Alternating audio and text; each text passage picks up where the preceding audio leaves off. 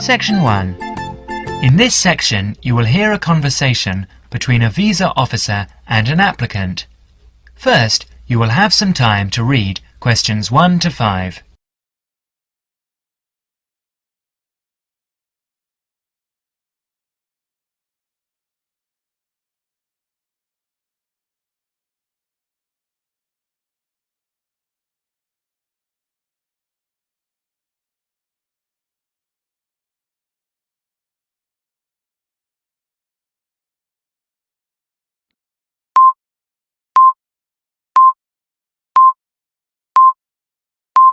Good morning, Visa Office. How can I help you? Good morning. I'd like to apply for a visa to Australia, please. Certainly, sir. I'll just get a form and then I'll need to take some details down. OK, here we go. Right, can I have your name, please? Yes, it's Okamura. Kelly Okamura. And how do you spell that, please? K-E-L-L. No, your family name, please. Oh, sorry. It's O-K-A-M-U-R-A. O-K-A-M-U-R-A. And your address? Apartment 106, Kingston Street, Hawaii. Kingstone Street, Hawaii? Yes, that's correct. So you're an American? Actually, I was born in Japan, but moved to Hawaii 6 years ago. And can I have your age, please, Mr. Okamura? I'm 32. And are you married? Yes, I am. My wife's Chinese. And will your wife accompany you to Australia? Yes, she will. In fact, that's the reason we want to go. Her sister lives in Sydney. Now you will have another chance to look at questions 6 to 10.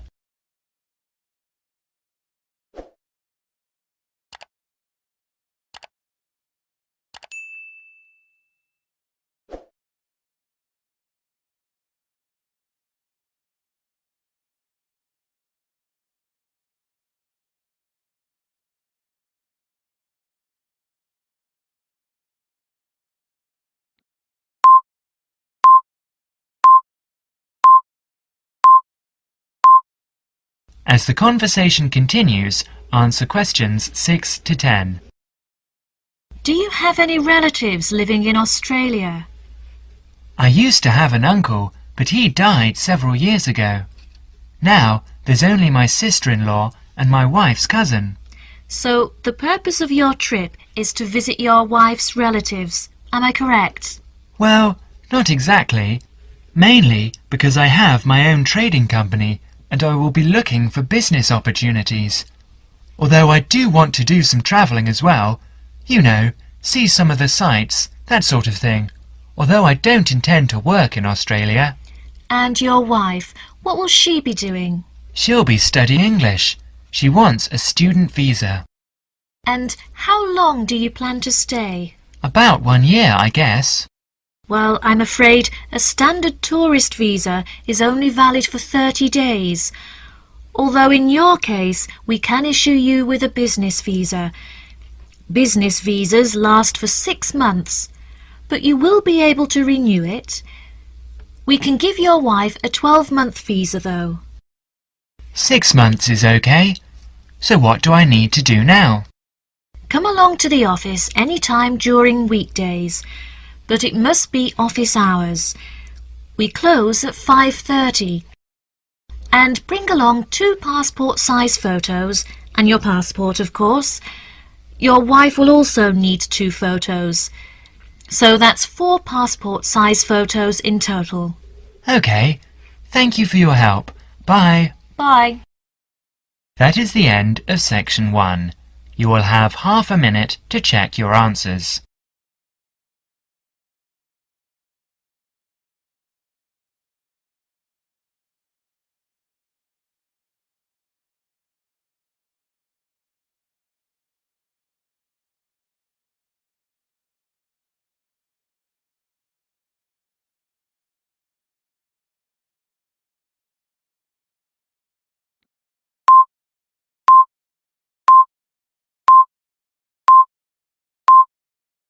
Now turn to Section 2.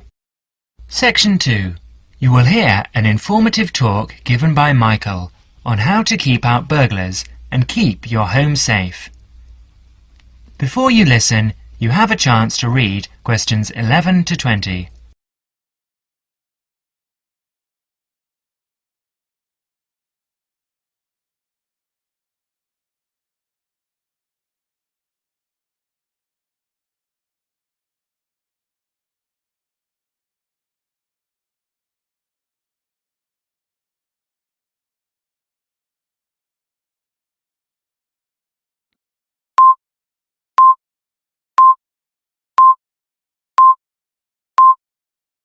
Listen to the first part of the talk carefully and answer questions 11 to 16.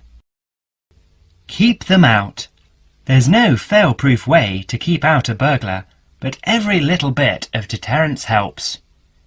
Even if you can't afford a security system, you can take a few minutes to make your home a little safer. Some relatively simple steps will greatly decrease the odds of a break-in, which means you can enjoy more peace of mind. And isn't that what home is all about? Think like a burglar. If you were one, how would you get into your home? Evaluate your home from the inside and out, day and night. You might even try a mock break-in, trying window jambs and locks on the house's perimeter. To keep out a burglar, the first thing to do is to secure the windows. Though windows are relatively easy to break, the loud noise of shattering glass will deter a thief if you're near other houses. Don't leave your windows open during the night, whether you're at home or away. That's a common sense precaution, but a surprising number of people forget to do just that. Use a pick-proof locking device for your windows. Make sure the frames are solid. If you're beyond the earshot of your neighbours, they won't hear the glass breaking. Consider installing a plexiglass sheet for the more accessible windows. This will make entry through them more difficult. Your doors should also be secured. If you don't have a peephole, install one in the front door. If you have one, make sure that you and your family are in the habit of using it. Don't open the door to anyone you don't know, especially at night. If the peephole is out of the reach of your children, keep a stepladder or stepping box by the door for them to use. If there's any glass within 2 feet of your front door lock, consider a locking device that would be out of reach if that glass is broken. Now, a few tips on how to protect your valuables. Don't leave your valuables, stereo, computer, jewellery, etc., where they can be seen from the window. If you don't want to hide everything from sight, consider blinds. Make a valuables inventory. Keep a record of your expensive and personally significant items. Not just a listing, but a photographic or videotape record if possible. Store this inventory at another location. This is helpful for both the police and the insurance agency to identify the stolen goods. Use an engraving pen to mark these items with some kind of personal identifying information, such as your initials, in an inconspicuous place. This also helps record your possessions in case of any other mishap, such as fire or flood. Now, you will have another chance to look at questions 17 to 20.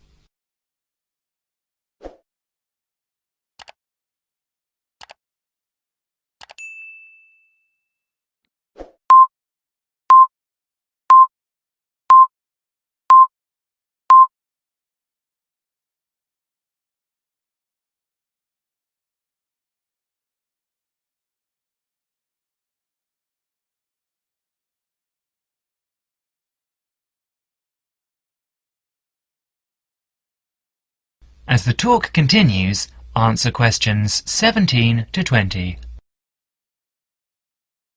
Don't stop your security awareness at the outside walls of your house. Your yard areas, if any, also deserve your attention. In general, don't leave anything around the yard that might help a burglar get into your house. Ladders, stackable boxes, or any garden tools should be put away, preferably in a locked cabinet. Install a light in your yard that is sensitive to movement. Place it high and out of reach. Trim hedges or bushes that are near doors or windows. These can be good hiding places. Don't place outdoor furniture tables nearby the house. These could become an easy stepladder to the roof. When you are on vacation, create the occupancy illusion. Maybe you laughed at your mother for leaving the lights on and the radio playing while she left for vacation, but she had the right idea. Those steps aren't quite enough, so try these strategies. Buy electronic timers that turn lights on and off at different times. Hook up a timer to your TV for a few hours each evening. Turn the volumes up too. Not enough to annoy the neighbours, just enough that a lurker at the windowsill couldn't miss hearing it. Have your newspaper and mail delivery suspended. If you don't have time to do this, ask a neighbour to pick them up for you. Ask a neighbour to park in your driveway or parking place. Think about having someone house-sit your home. If he's a relative or friend, he may cost you no more than the contents of your refrigerator. You can also find professional house-sitters or house-sitting services that find someone to stay while you're away. Leave your shades as they are normally, or at least don't close up every one. One sign of a vacant house is closed shades during the day. Lock your garage door with a padlock. That is the end of section 2. You will have half a minute to check your answers.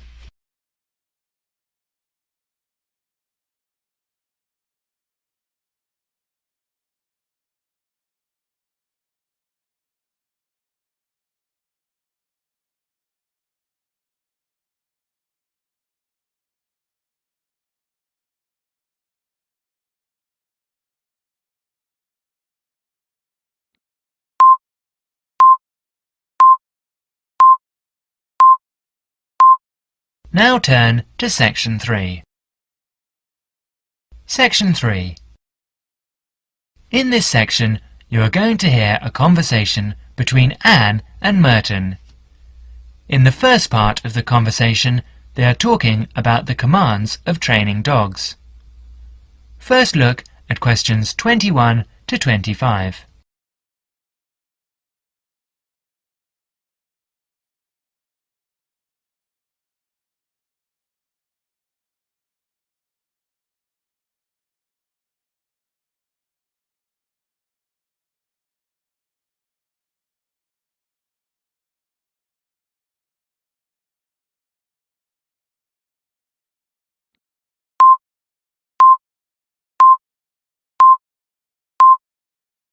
Now listen carefully and answer questions 21. So, that research paper we have to do next is the one about different styles of training dogs. How do you think you'll approach writing it? You know, I've been thinking about it, and I feel that the best way to write it is to divide the paper into two main parts. In the first part would be analysing some examples of each style of training dogs. Right. First, what the styles are. After that, we can talk about how each style can be used so that the dogs learn something different from each one. Indeed. Maybe we could draw a chart and compare examples of each style of training, one at a time. So, the different kinds of training would be simple obedience training.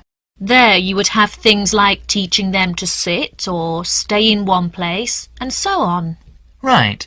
So included here would be simple audio commands, like speak. Yes, basic commands are just spoken words, aren't they? And then there would be the more guard-oriented training, where the dogs are trained to know a specific place well. Patrolling and barking are probably the best examples, because most people have seen them in many places, especially in homes. And this would lead us to the attack dog training, which is physical as well as spoken. training the dog to knock someone down and even bite if they have to. Right. So there's another category as well. Sniffing dogs, which make up the searching category. I've read that in the UK, every major airport or government building has these dogs to search for all kinds of dangerous items. In the second part of the conversation, Anne and Merton, talk about all kinds of training and what kind of dog they are suitable for. You will have another chance to look at questions 26 to 30.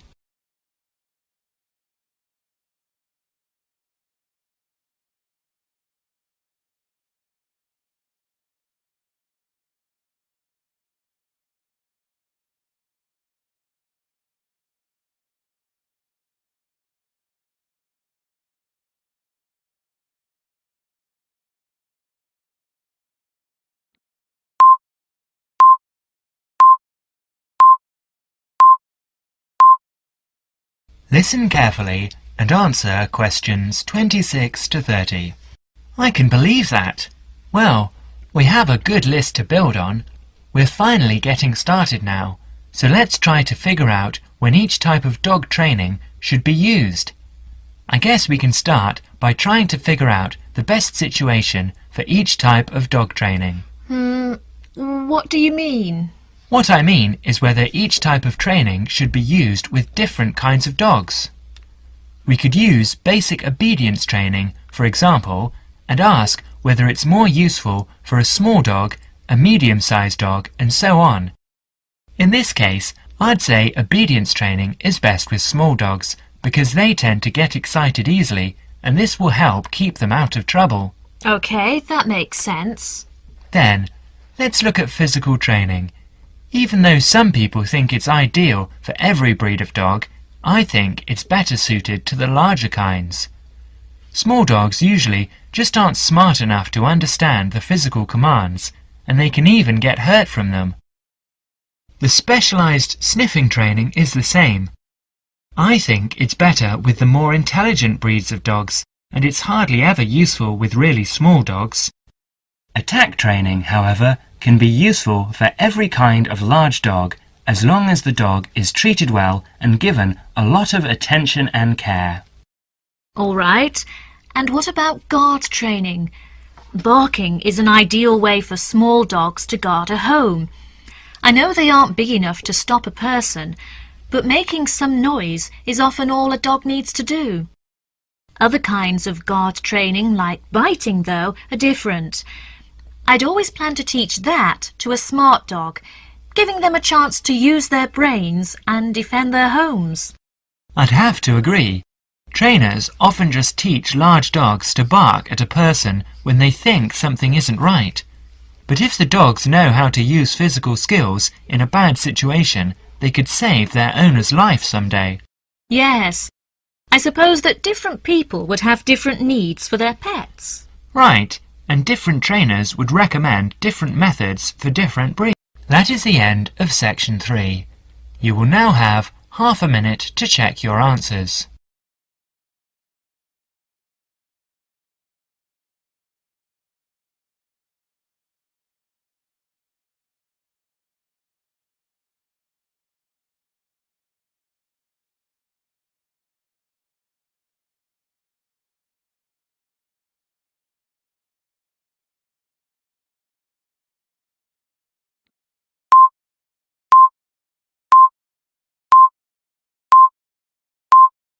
Now turn to section 4. Section 4. In this section, you will hear a lecture given by Dr. Jesperson about children's language acquisition. As you listen to the talk, answer questions 31 to 40. First, you will have some time to look at questions 31 to 40.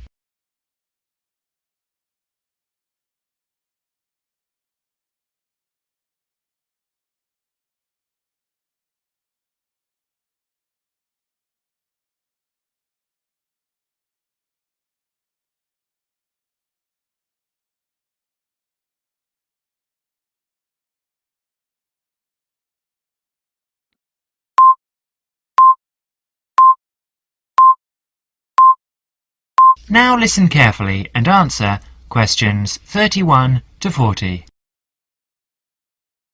Today, in our series of lectures on human language, we are going to be looking at the way in which children acquire language.